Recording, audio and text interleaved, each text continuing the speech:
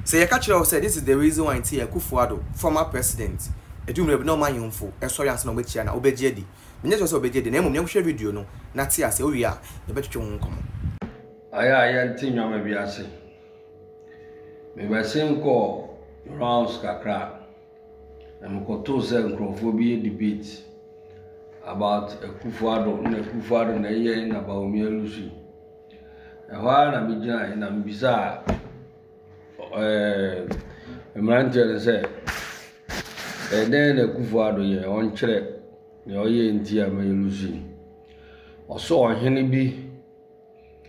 Akufo-Addo kasa chere ohene bi say on solid gina ho e wo bi dwa asenti no eno na ma Akufo-Addo ye ma MPP Lucy eno ana na reason una mbisa na say ndi eno ana o reason o say ai ndi eno nti na wo koto abeti a o say ai omu ade ono president no say president ni mu ade o president no o so mu ade nti na wan to abama no o fine because too many kitao ntu na adema president nti say president no bu or respect o ehwa na me nyawo manko na me church emra so say MPP communicators no homo ka omo bom no omo church nsem bi omo nti ase ongongo bi sampanyimfo na mpanyimfo nkyere omo yani etu anytime ye communication mo na mo say mo what time am communication in the mobile communication na say select mo na say mo na mo kokọ radio so ni ade a say mo sua communication ni mo ye na mo church nsem na nkoye bed say ye ti ye ba bi no ye mu na ye ba church nsem say we ga social media we friend followers ana bisa enye ni nyina na ye adwuma say ye ba ye okay ye nti asem president ko Bedwase omu invite no say omra bedwase ewo mu program bi awaye obabe commission nyoma ne wakati sword aye nyoma eno ohini pon bi a ohini bi a wo ekura bi ase me member za me bo ohini ni din ena ohini no say oye NDC ni ena campaign time edu election year no mpese ube hu president no because uchi president no oba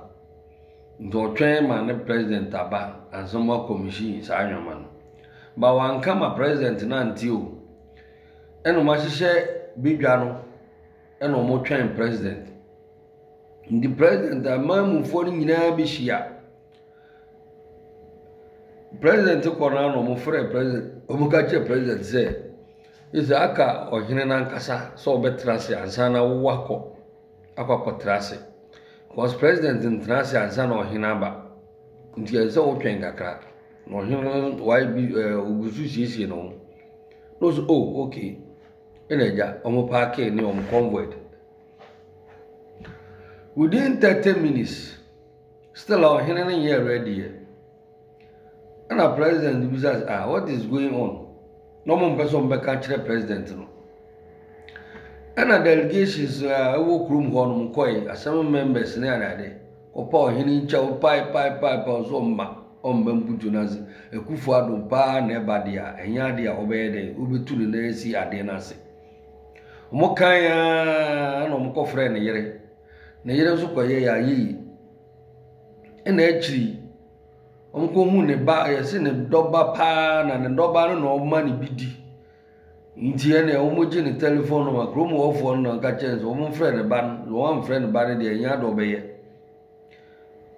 ena omo frɛ ne ba na ne ba ne kasa ya so omo president na sam kra o de ko na sisi se be ya papa be sore akwaku dware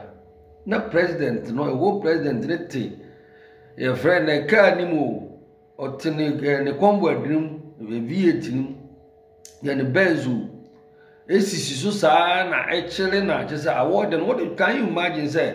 president ni esi ni convoy de ni security nyina oman na etua wo na wo hinpon no wo eze hu se oman na eboka eni osi one place sa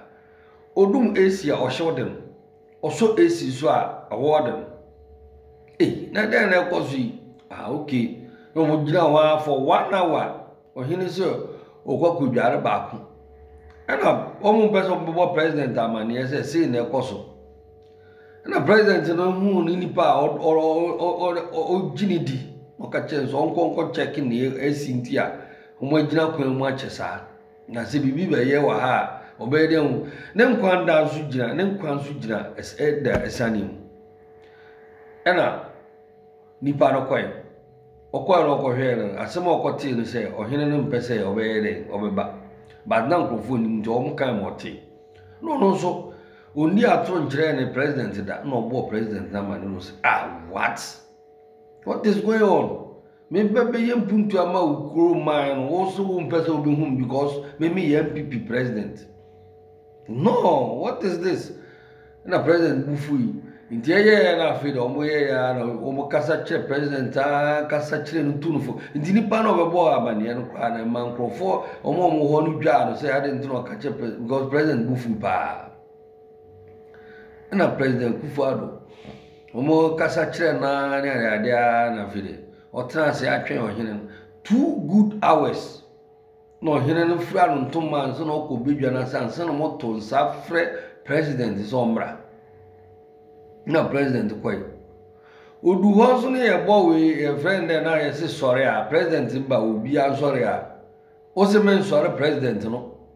mpe ahimfu nyina sore o se men sore president no na onye president a oye me candidate a me penasem ahimfu so ya politics mbuntu enko so o mamu nyina mfanne nyina ye ahimfu bi a motete so a nkurasesem wo mu ena jimie nso kakra wo mu nti no omo nwiro mo manfo party na ko mu omo widim mo hwe we evede otumfo no mfo mu nso otumfo president bi obebe bi odi na chi whether so ma ye no so mo ye no otai na chi because opembuntu ama no nkrofo ba others nkitwa no uko mu krom a basa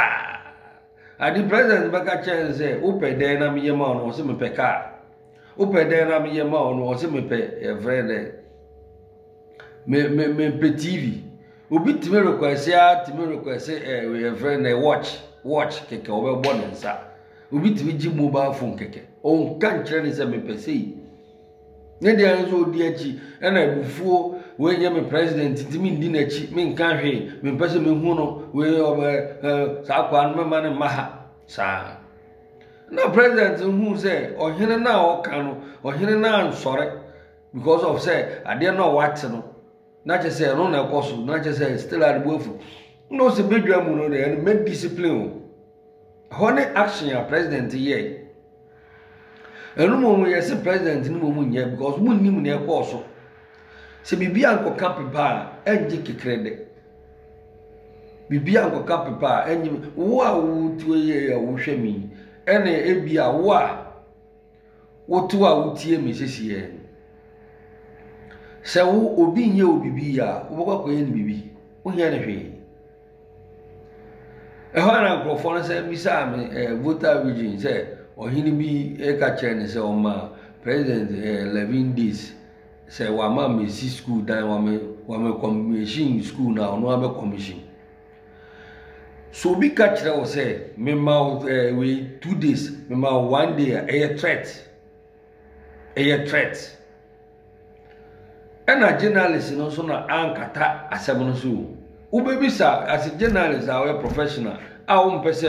ebe ye ntopa ebe didi ubebisa president ubeka chepe ubebisa president say na asemasi nkrofo we mu school a cherudo president di ebe ne den na wa ma mu wa ise ma wo no ka kire na president so panyin o donim threat no sign lawyer onim threat o ka kire president say o ma 11 days so aya o be pesika kwa commission na president so o sika onko commission o bi ansi ni kwan eno no yase president ni mu mai bone na omu ade na okasa kire voter chief no sa anka den asem na ezoka eden asem na president na ezoka me